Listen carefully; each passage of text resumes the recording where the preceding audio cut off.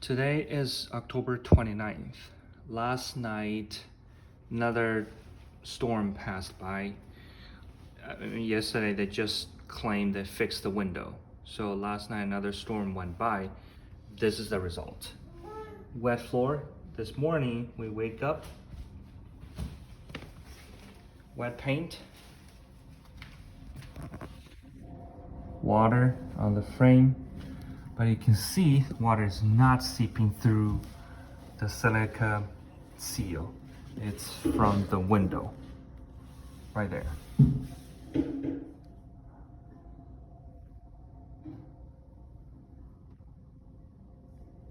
See water there?